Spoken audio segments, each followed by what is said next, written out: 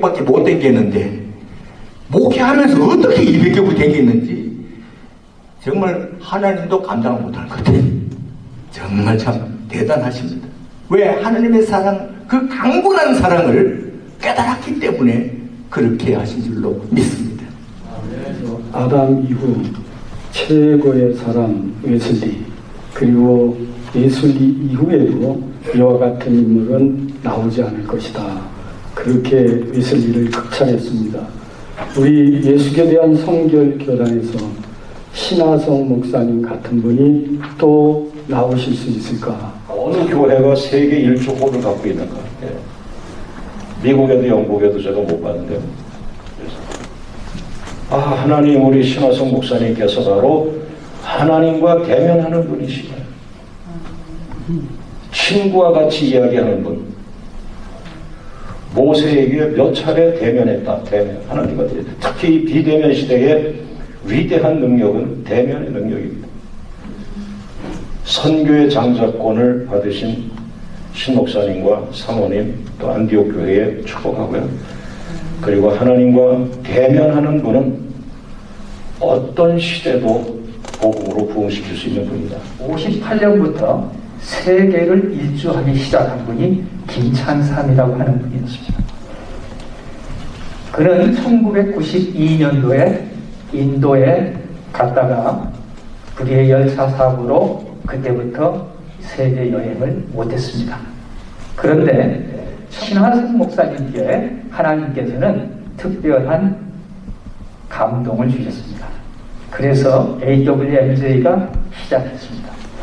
아마 김찬삼이라고 하는 분을 통해서 한국 민족이 세계 열방을 가슴에 품을 수 있는 꿈을 주셨다면 우리 신하성 목사님을 통해서 한국 교회가 세계 열방에게 축복의 통로로 쓰임받으라는 꿈을 주신 것으로 믿어집니다. 제가 지금 카메룬 아프리카에 34년 됐는데요.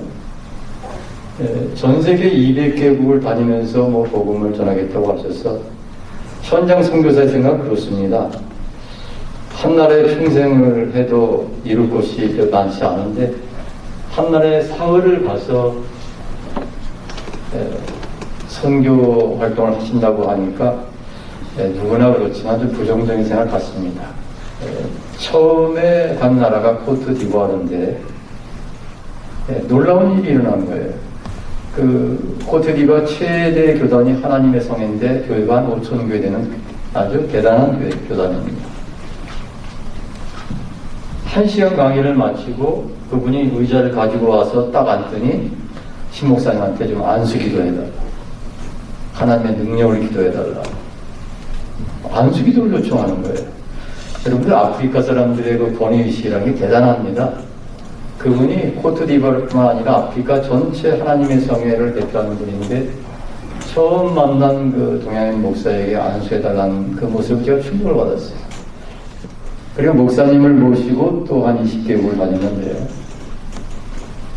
그때마다 직접 확인을 해봤습니다. 아프리카에서 여러분 중에 성경 일독한 분들 손들어 보십시오 하면은 보통 한 10% 정도가 손을 들어요. 가는 곳마다 성경이 사라지고 그리고 전부 자기 얘기만 하고 그런데 이 신목사님 같은 분을 통해서 오직 성경으로 돌아가자.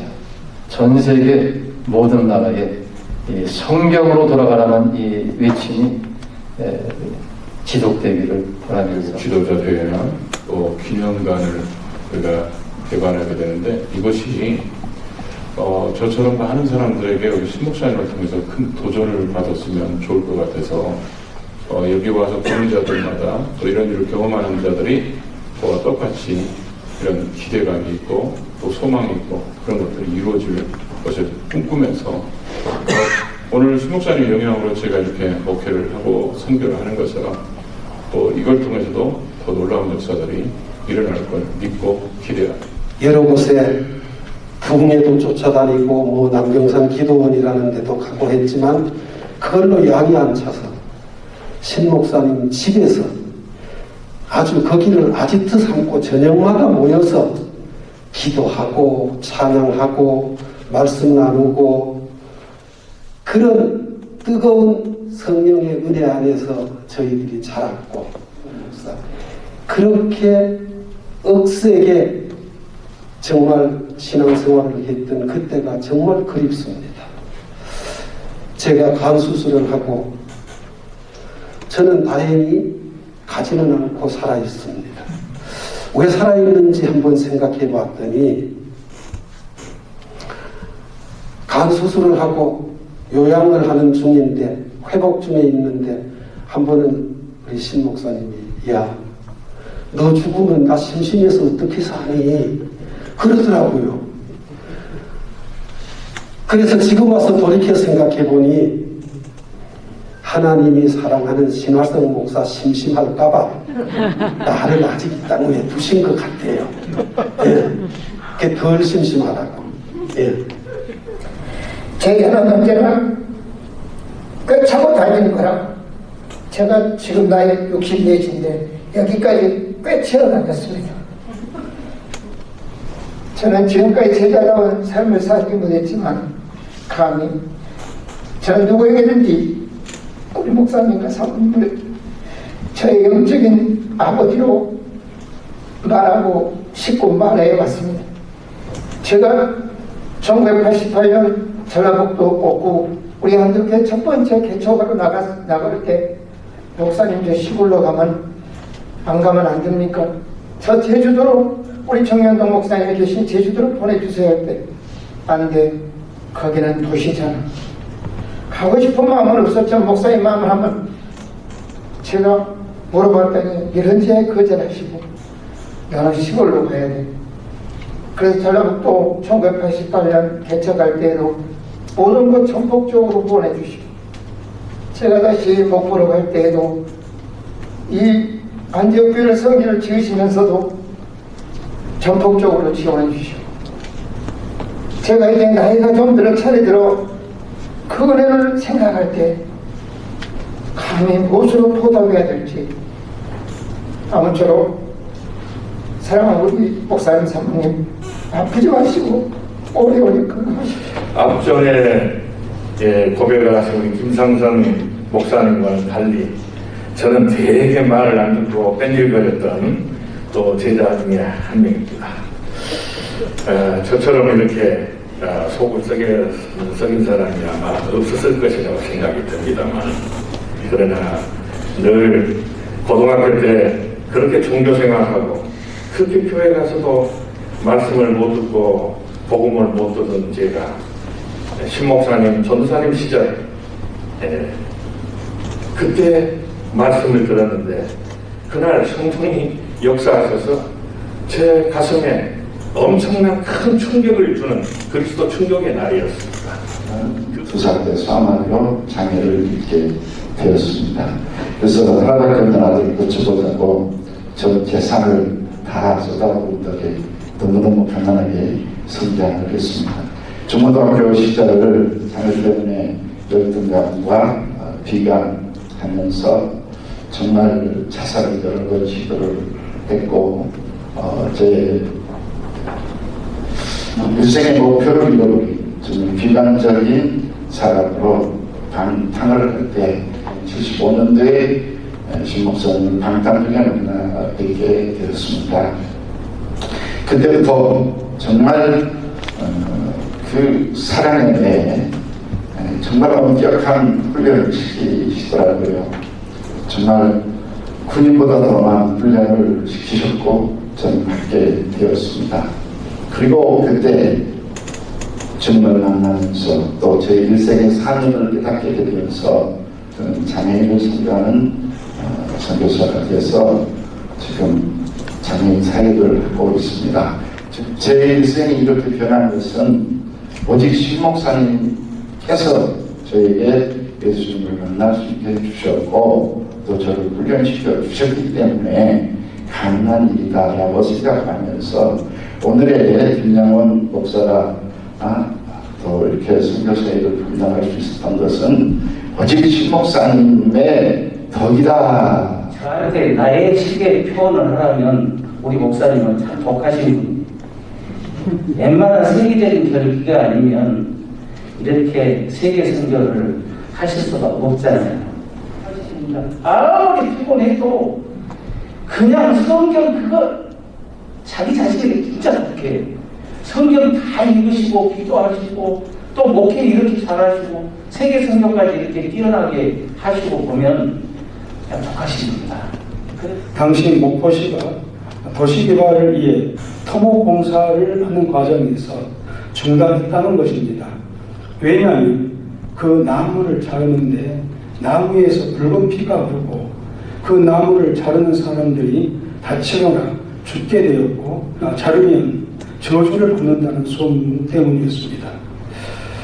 그 이야기를 들으신 목사님은 저희들을 부르시더니 우리가 그 나무를 자르러 가자고 하신 것이었습니다. 그런데 목사님이 먼저 토비며 삭, 도끼 등 나무 자를 연장들을 챙기시며 가자는 것이었습니다. 그때는 믿음보다는 남자의 자존심 때문에 따라 나서긴 했으나 심히 두려움이 앞섰습니다. 결국 5, 6명의 청년들이 앞장서서 가시는 목사님의 뒤를 졸졸 따라 현장에 도착하게 되었습니다. 가서 보니까 토목공사로 정리된 넓은 들판 중앙에 나무 한 그루만 우뚝 서 있었고 가까이 가서 보니 모양은 여자의 나체 모습이었고 껍질이 모두 벗겨진 나무에는 정말 붉은 색깔로 마치 피가 흘러내린 것 같은 흉측하고 또 모두가 충분히 두려워할 만한 분위기의 모습이었으며 크기도 보통 크기가 아니었습니다. 그 후에 지금까지 그때 그 일이 늘 생각이 납니다. 그리고 당시 모든 사람들이 괴담에 두려워하고 있을 때 청년 신하석 전도사님은 매 그 당당함과 두려움에 맞서는 그 모습이 저에게는 세상을 살아가면서 특히 목회 전선의 영적 싸움에서 큰 힘이 되었습니다. 한국에 들어와서 사역을 출발하려고 하는 그 첫 단계에서 성경적으로 그 교회를 어떻게 개척하는 건가 헤아리다가 기도 중에 안디옥 교회를 말씀 듣게 되었고 가서 간청을 하였습니다. 생각하면 우리 신 목사님이 제 목회 은인이었습니다. 목회를 하면서도 목회에 대한 그 감을 잡지 못하다가 매주 월요일날 하루를 와서 목회를 배웠습니다. 신방이 뭔지 또 전도는 어떻게 해야 되는 것인지 그 목회자의 삶에 대한 것을 한 1년 정도를 훈련하면서 구원간증도 배우고 목사님의 목회적인 현실을 적용하면서 시골에서 목회를 하여서 정작 목회의 아버지라고 저는 그 은총을 제가 기억하고 있습니다. 바울 이후에 가장 선교 현장을 아시는 분이 이 세대의 목사님이시라고 생각을 합니다. 그래서 무엇을 기대해도 다 이룰 수 있는 사람이다. 그런 역량을 가지고 있는 사람이다. 저는 그렇게 믿어요. 성계를 하시니까 우리 교장 목사님 인사하듯이 신 목사님은 참 깨끗해. 그래서 좋아요. 나는 200개 나라 선교관 100원 그것도 중요하지만 200명의 신목사 같은 제자들을 그런 선교에 열정 가진 200명을 만들어서 모세와 같이 120년 동안 건강하게 꼭 사역을 다 하시고 마지막 평양의 안디옥교를 빨리 세워서 성령의 불길이 다시 한번 우리 한국뿐만 아니라 온 세계를 완전히 뒤덮을 수 있도록 그렇게 해주기를 간절히 기대합니다. 끝으로 아주 중요한 말씀 같은데 뭐냐면 이것을 누가 이어갈 것인가? 후임 목사님이나 장로님들, 젊은 세대. 그거는 신 목사님만 하시는 거야 라고 하면 안디옥 교회는 폭삭 가라앉습니다. 지금 신 목사님은 굉장히 큰 그림을 후손들에게 주신 거예요. 후임 목사님과 장로님들은 이 비전은 우리가 놓치면 안 된다. 이게 장자권이거든요. 장자권 놓치면 애서가 되는 거예요. 장자권을 통해서 이 안디옥 교회 후손들이 복받기를 간절히 바랍니다. 오늘 오신 여러분 저한테는 정말 소중한 분들입니다. 많은 분들이 오고 싶어 했지만 코로나 때문에 어쩔 수 없이 초대를 못했고요.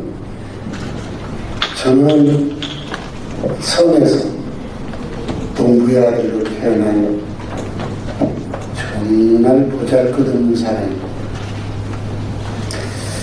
해외 선교를 해도 내가 언어가 안 되는 사람입니다.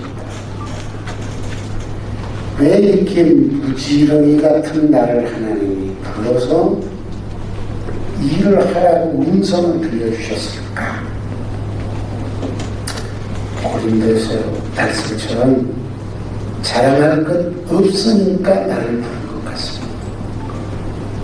그래야만 하나님의 이름이 높아지기 때문인 것 같습니다. 땅끝을 향한 선교는 신하성 목사님의 평생의 과학이었습니다. 그 주께 받은 사명을 완수하기 위하여 선교팀은 2003년 베트남을 시작으로 186개국, 곧 200여 국가에 가까운 땅을 밟으며 때로는 통곡하였고 때로는 감동하면서 기독교의 현장을 보았습니다. 그리고 하나님의 마음을 느꼈습니다. 지도자들과 세계 교회를 변화시키는 이 교회를 할 것입니다. 기도해 주시기 바랍니다. 하나, 둘, 셋.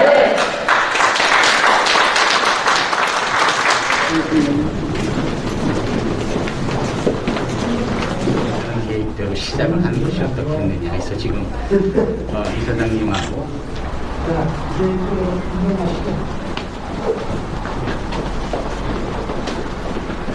목사님의 말씀처럼 작은 섬마을 농부의 자식인 흑수저로 태어나서 자랑할 것이 없는 목사님을 선택해서 사용하신 것은 오로지 하나님만 자랑하고 하나님께 영광을 올려드리기 위한 하나님의 절묘하신 방법이셨습니다.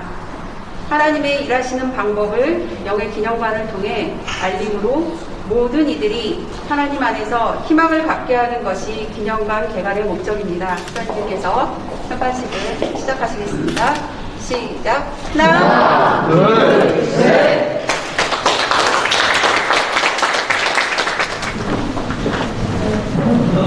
만스럽게 울먹이면서 얘기해. 이거 25살에 개척해서 26살에 이걸 건축했습니다. 21번 썼는데 선교사들 이게 첫 번째 유언장. 선교사 파송할 때 유언장 다 쓰게. 그렇죠.